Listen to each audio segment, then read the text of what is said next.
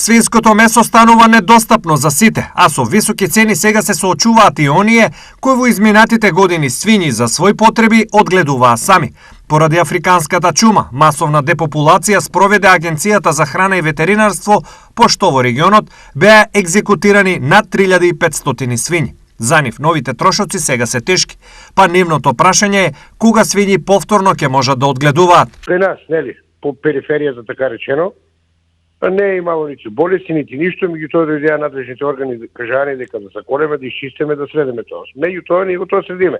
И сега, дали и од кога ќе можеме повторно, нели, што сме одделени од село, од овамо до намо, дали ќе можеме па да си чуваме. Од Агенцијата за храна и ветеринарство во врска со ова прашање се децидни. Согласно протоколот за заштита од африканската чума, по завршената депопулација и дезинфекција во источниот регион, заклучно со октомври, потребни се најмалку 6 месеци за создавање услови, одгледувањето на свињи повторно да биде безбедно. Изјавија од Агенцијата за храна и ветеринарство. Освен за домашна употреба, истата забрана важи и за фармерите за производство за продажба и преработка. Рокот е 1 месец треба да помине од последната заболена или болна свиња, утврдена со африканска свинска чума. И да ги пуштат тие комерцијалните други фарми, да речеме, да може слободно да продават на пазара.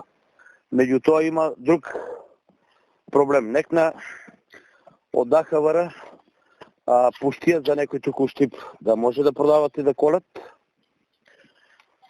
дека сакат, да речеме фармите се со низок ризик, останатите се ограничени дека да колат. Да речеме, у Комарово може само да колат, дека е имало утврдена заразна болест. Во меѓувреме, безмилосно за граѓанскиот стандард, цените на месото одат нагоре. Така, јунешкото стигна до 630, а националниот сезонски специјалитет, джемиринките, стигнаа до 620 денари за килограм.